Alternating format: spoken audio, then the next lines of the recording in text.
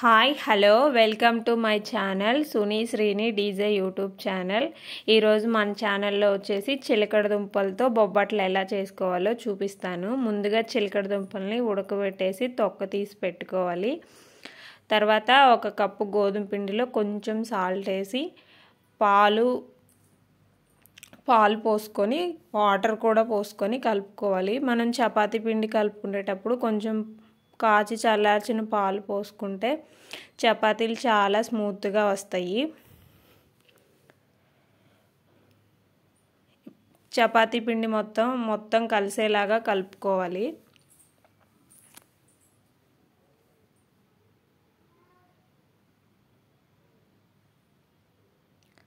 కలపడం అయిపోయిన తర్వాత లాస్ట్లో కొంచెం ఆయిల్ వేసుకొని మొత్తం మళ్ళీ ఒకసారి కలిపి మూత పెట్టి పక్కన పెట్టేసుకోవాలి.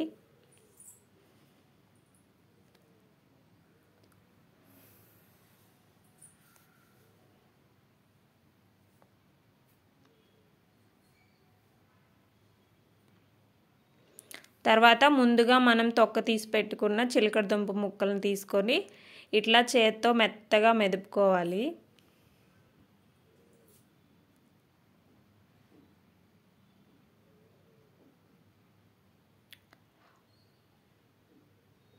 ఎక్కడ చిన్న ముక్కలు కూడా లేకుండా చేత్తో మొత్తం నీట్గా మెదుపుకోవాలి.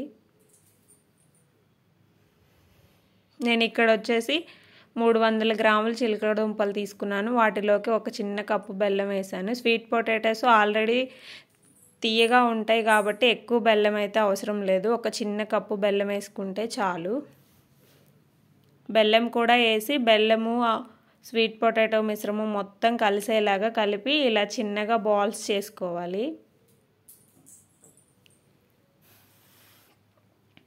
అన్ని బాల్స్ చేసుకొని పక్కన పెట్టేసుకుందాము. ఇప్పుడు ముందుగా మనం కలిపి పెట్టుకున్నాం కదా గోధుమ పిండి, ఒక 10 నిమిషాలు నానిన తర్వాత దాన్ని ఇలా మళ్ళీ చేతులతో ఒకసారి చపాతీ రాయి మీద మర్దన చేసుకొని ఇలా చాకుతో ముక్కలు కట్ చేసుకుందాం.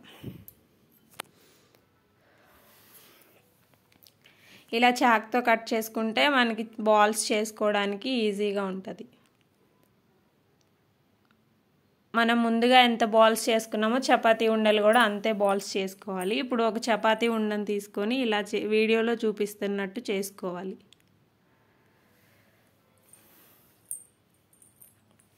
ఇలా బాల్ లాగా చేసేసిన తర్వాత ఒక పేపర్ని కట్ చేసి తీసుకొని పేపర్కి 2 వైపులా ఆయిల్ అప్లై చేసుకోవాలి.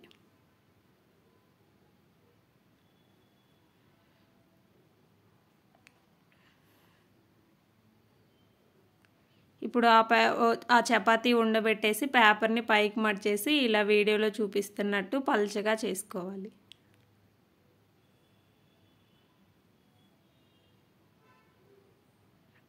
ఆయిల్ ప్లేస్లో మనం నెయ్యి కూడా యూస్ చేసుకోవచ్చు, మన ఇష్టం.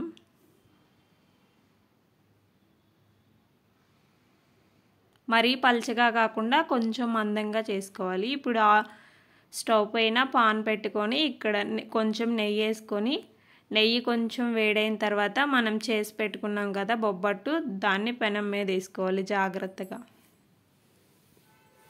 రెండో వైపు కూడా కొంచెం నెయ్యి వేసి సిమ్లో పెట్టేసి కాల్చుకోవాలి.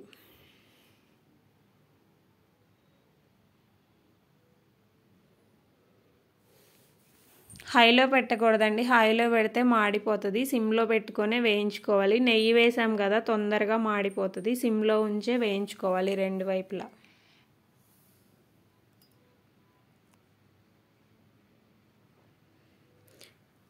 ఇది వేగేలోపు మనం ఇంకొక బొబ్బట్టు తయారు చేసుకుందాం. అలా చేత్తో కాకుండా ఇలా చపాతీ కర్రతో కూడా చేసుకోవచ్చు, మన ఇష్టం. మనకి ఎలా నచ్చితే అలా చేసుకోవచ్చు. మళ్ళీ అలాగే పేపర్కి 2 వైపులా ఆయిల్ అప్లై చేసి చేసుకోవాలి.